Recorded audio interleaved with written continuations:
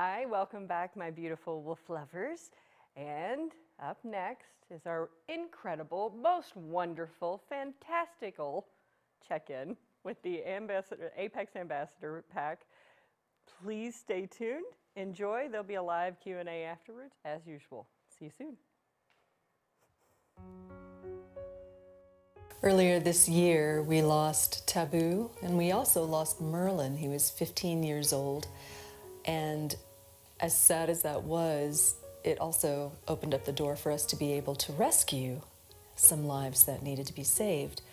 So we belong to a nationwide rescue network, and we receive emails almost every day of animals, wolves and wolf dogs that need to be rescued from across the country.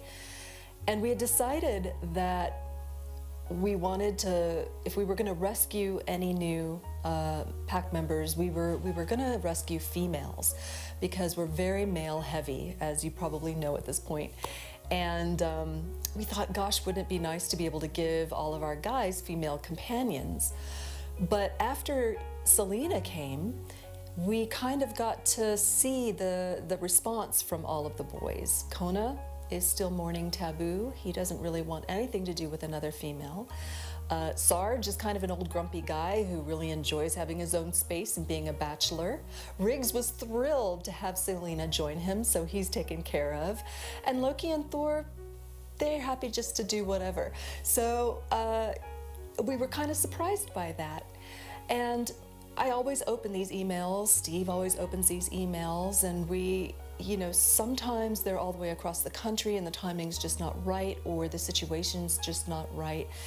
But every once in a while you'll open one up, and for whatever reason it is, you just know this animal is meant to be rescued and to come join the Apex pack. And that's what happened with Neo. I opened up the email and I saw this boy, and I read the story of his owner.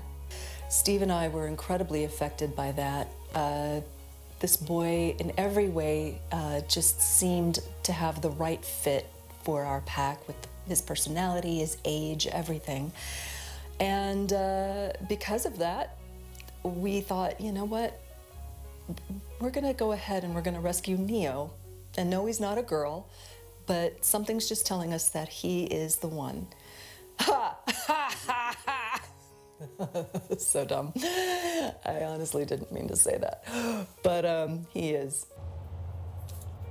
One of the most rewarding things we get to do as a wolf and wolf dog rescue is to save a life. And today we are on our way to Arizona, to Sedona, Arizona, to pick up a new young man that needs our help. And then the next morning we got up and we drove over to Neo's house and met Neo for the first time, met his owner.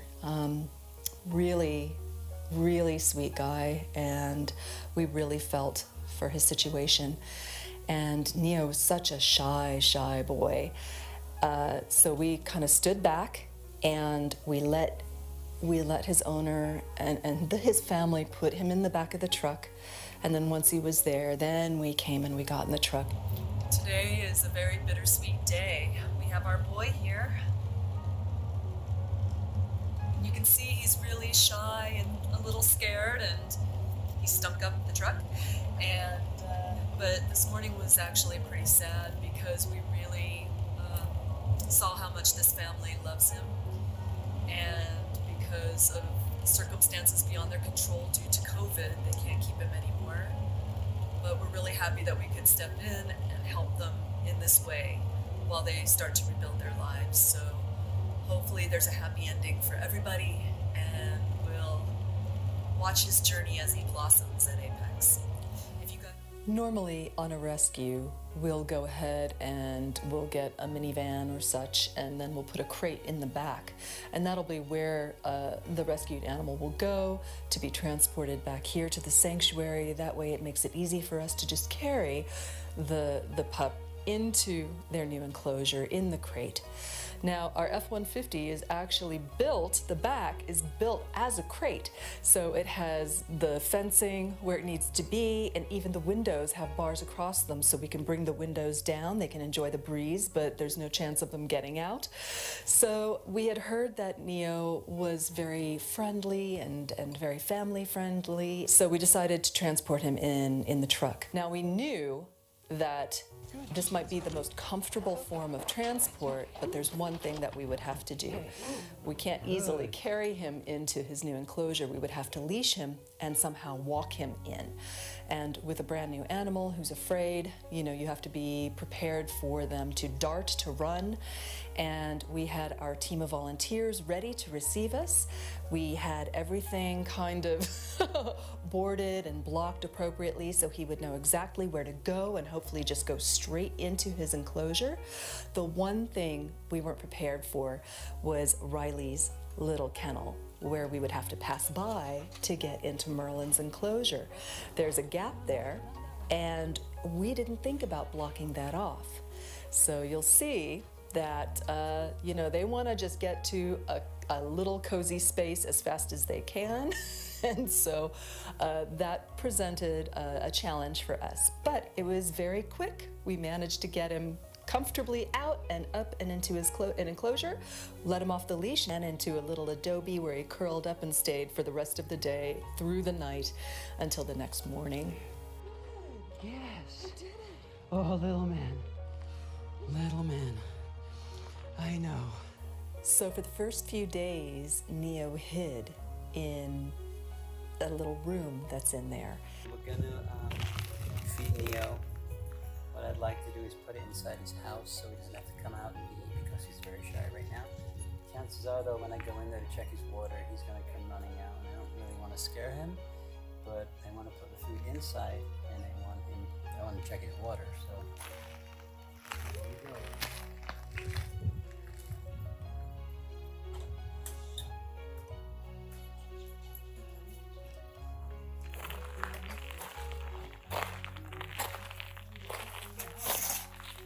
Little man. Yes, it's okay. Little man, you're okay. You're safe. You're very safe. He was just this little tiny thing in the corner, terrified. But then one night, Steve and I caught him in the cameras after it went dark, playing along the fence with Loki and Thor, who live in the house, and they're in the backyard.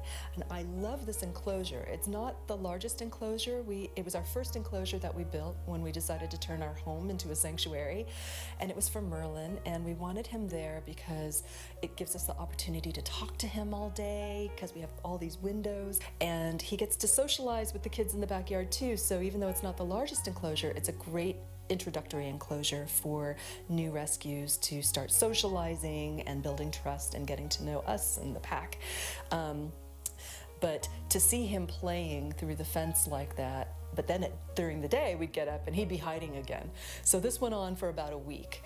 Finally, one day I was doing laundry and I'm folding it, and I decided I'll leave the window completely open so just in case he comes out, he can see what I'm doing and kind of get used to my energy.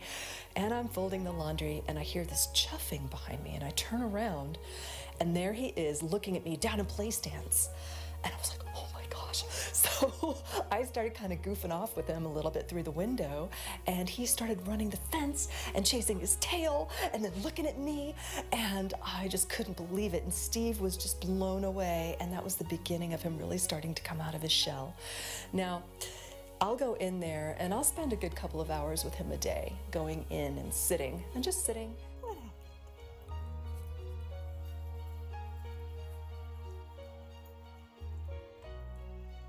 You come. Where's the man? Where's my Come here. We got it. It's okay. Oh, you're silly. Oh, you're silly.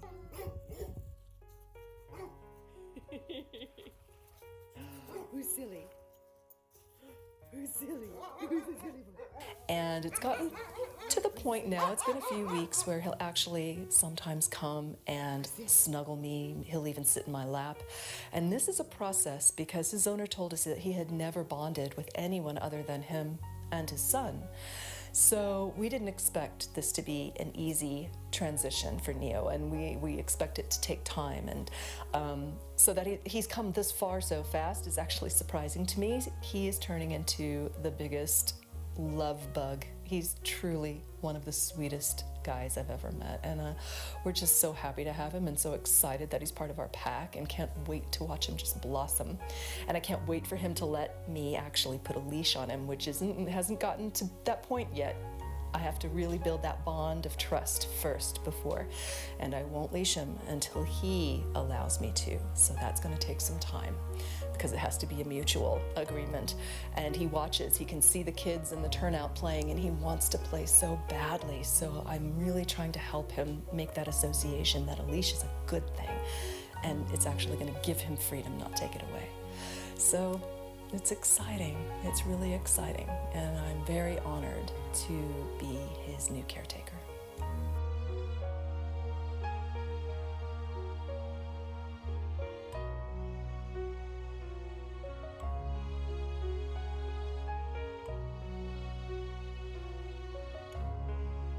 Yeah, we can hear you. Hey guys, how are you? Hi. It's Friday. Yeah. Friday the 13th. Yes. Yes. But we're gonna put a great spin on that. And I see we have Ron doing our interpretation for the deaf today. Hello, Ron. Great to see you again. So Neo, wow. So, I watched this morning very early and cried my eyes out. Because as you know, I got to be a very teeny tiny little piece of that rescue, about an hour of it. I went with you. Yeah. And watching the father and son put Neo in the truck, right?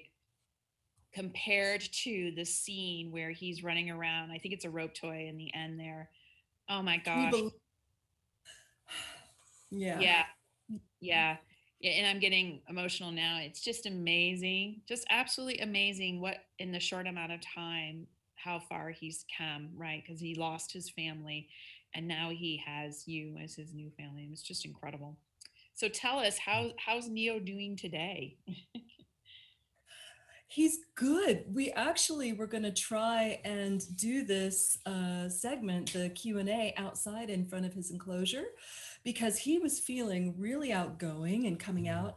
What's been really exciting is every day he's getting braver and braver. And with the whole team here this week and the same faces showing up, he's just like letting people, he's kissing people he's never met through the fence and acknowledging they're part of our team. And he played with Cole the other day. He played tug with him. The first man that he's approached. Yeah, it's really amazing to watch. He's just literally, it's just speeding up, and he's really bonding with everybody. Especially this week. Yeah, really it's been really good. We just didn't have the Wi-Fi out there, so we had to come in here. But we were hoping that you guys would get to see him live.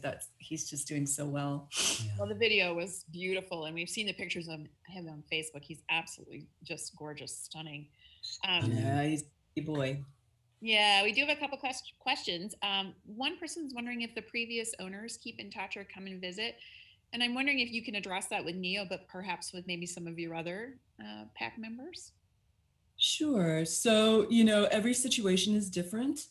In this case in particular, what we like to do if the owners are in this kind of circumstance where, it's been a really good relationship for the animal with them, we'll bring the wolf home.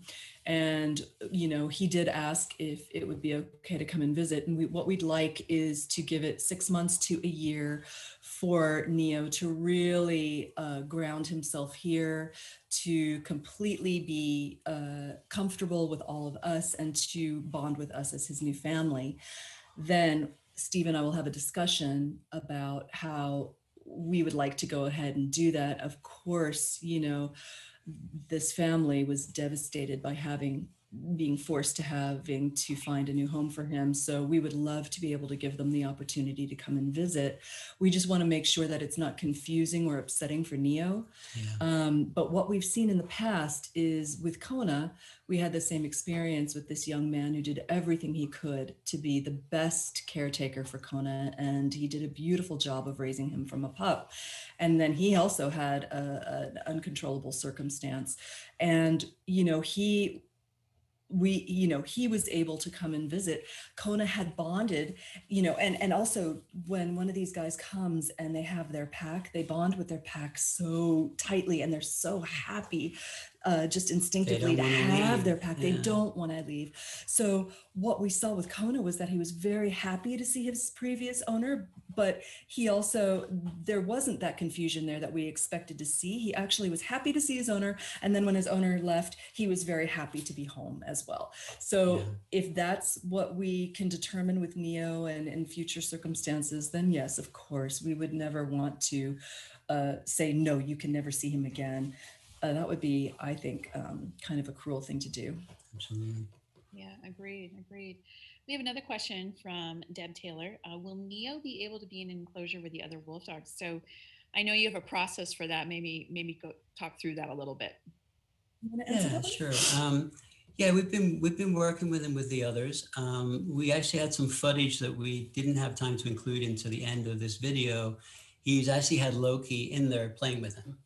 And it went really, really well.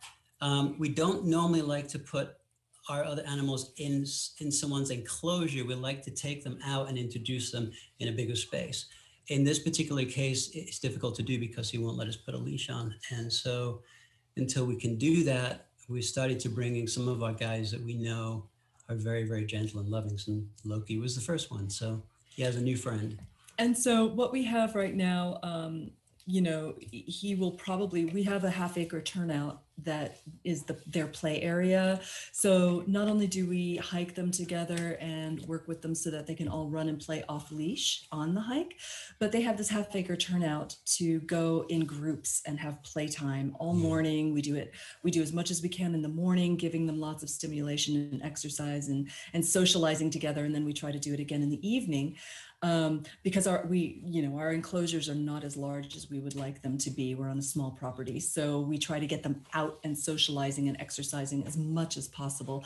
And then, after they're fed, they eat in their enclosures, they nap in their enclosures. And then hopefully, most of the day they spend out socializing with each other, and they can go in with each other, like Thor and Ryder can go in with Kona and they play in his enclosure, and Loki can go in with Sarge. So we get to fit, as time progresses, we find out who bonds with who, and then yes, they can spend time in each other's enclosures, and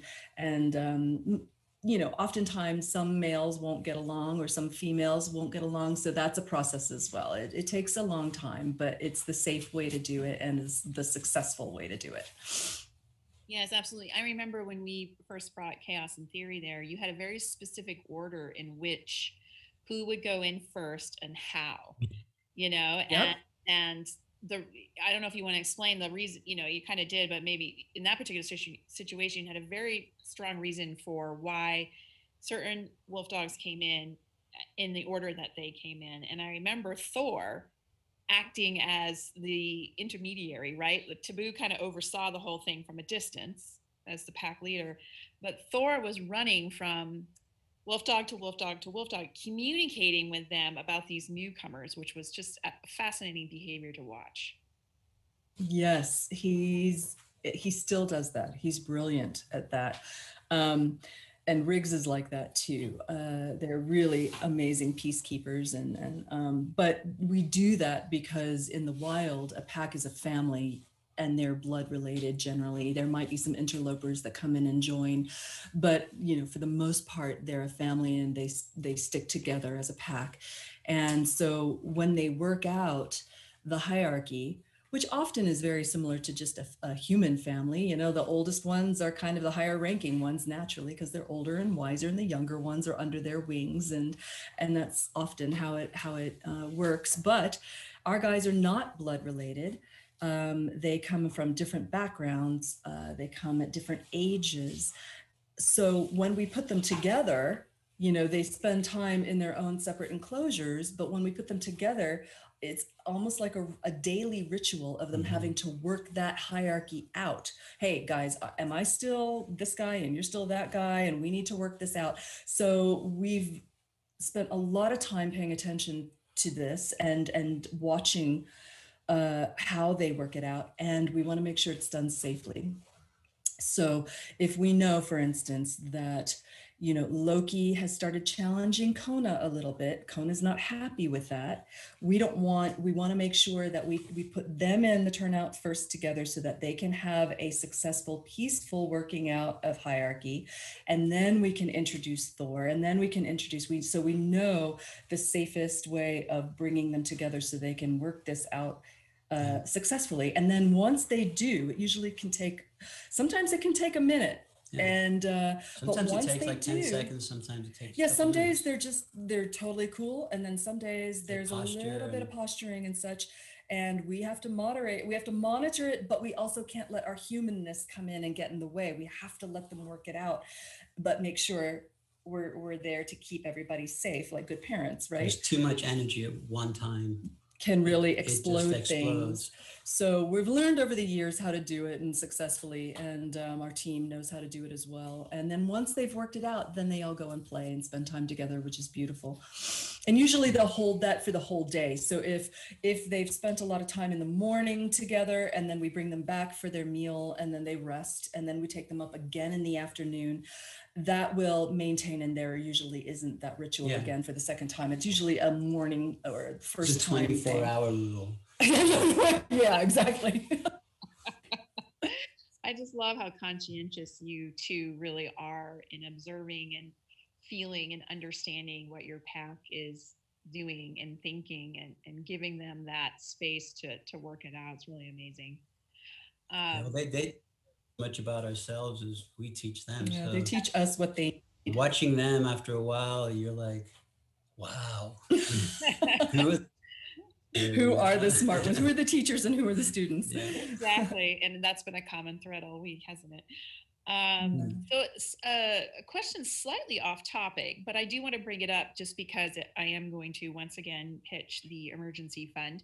But we had another question about your sanctuary being near any of the fire areas. I don't know if you want to talk a little bit about what you went through not too long ago. Yeah, you do. Yeah. So unfortunately, you know, it's funny because I used to think, you know, I'd watch tornadoes hit Tornado Alley every year, and I'd go, why don't these people just move if they know a tornado is going to come every year and they're putting themselves in danger and their homes in danger? Well, now I completely understand because we live in fire country, and every year we go through months of trepidation, wondering if we're going to be the ones that are on evacuation and possibly lose our homes. And yet we're still here because we're settled, and this is a safe, you know, this land that we're at is sanctuary friendly, and all of these different reasons. And so we've had to learn over the years how to prepare for safety, and to, if we had to shelter in place, how to be safe, and if we have to get off the property immediately. That's why you guys see that each kennel has, or each enclosure has, crates in them. We feed them in the crates daily. We may not close the crates on them, on all of them, but we'll feed them in there so they're keeping a really positive association with crates, because God forbid we have to evacuate. We need to get them out and in those crates as fast as possible. And if they're not used to them, or they have a negative association, that's going to be time that is wasted. So we have you know, this past summer, we're right in the line of the Bobcat fire, and we were on evacuation notice for almost 2 weeks. And it was terrifying. It was really terrifying. The team was here, the team was ready. We have a couple of different evacuation places set up, one that's closer and one that's farther away at another sanctuary. But we have a vehicle that is retrofitted with you know, kennels that we can literally, it's an RV, and it's a toy hauler, and we've turned the toy hauler into the area for the pups to travel in, and we can just load them and it's already loaded with, we've got a trailer also that's got the evacuation kennels, the food that they're going to need for a couple of weeks, everything that we might need to keep them safe. And so that we actually did a test run, and we can be out in less than an hour. I mean, we can get even the animals, faster if we need to, right? We can get the pack off the property in just probably about half an hour, I think. About half an hour. Yeah, we actually we had to do a test run and saw that we also have a second. So we're on a well, we have well, and so we have a big what is it? Water tank. Water tank, yeah. That is where fills up, and that's where our water comes up to the house. And then we had the fire department come out and take a look at the property and tell us exactly what we need to do to be as safe as possible and protected.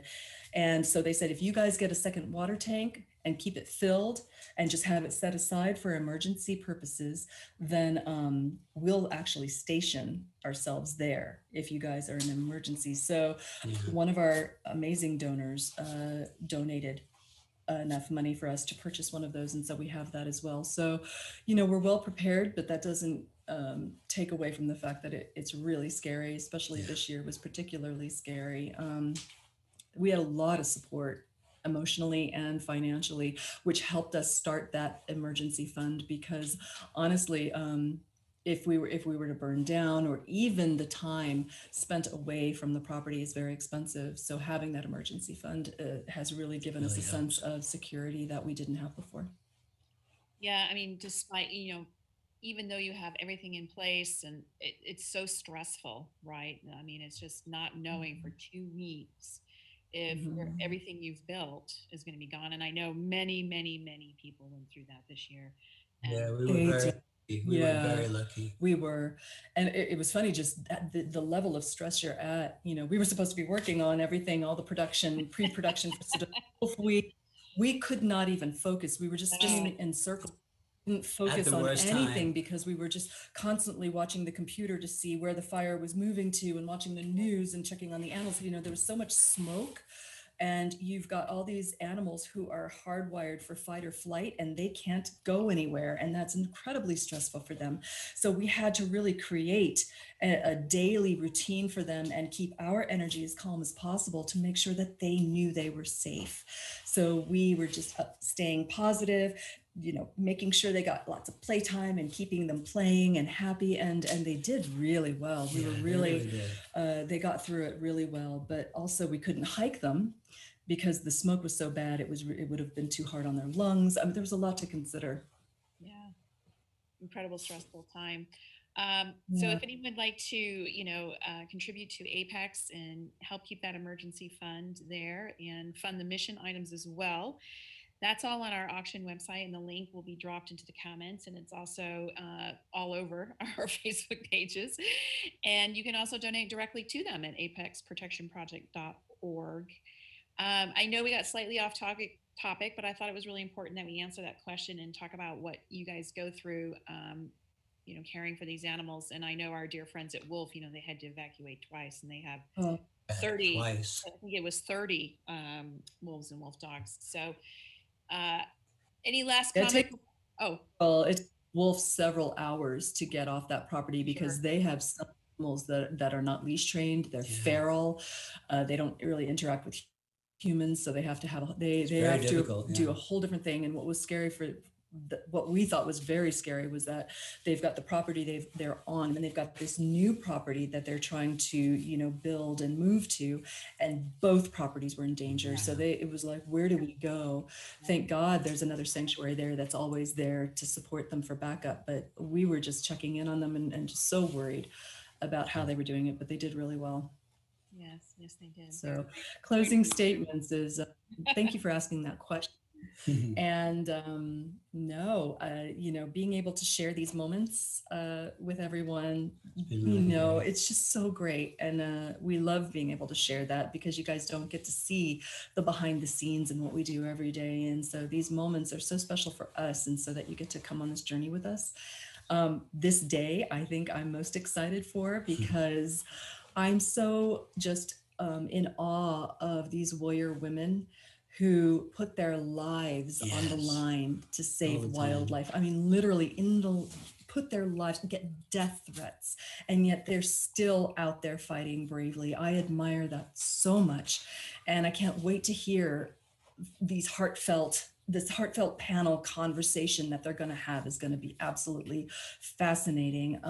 We're even featuring a woman who is focusing on the wildlife of Africa, because we felt like, you know, we focus on wolves, but all of our wildlife is in such danger. And these women are facing poachers, and poachers are so very dangerous. They will kill you. And that I find really amazing.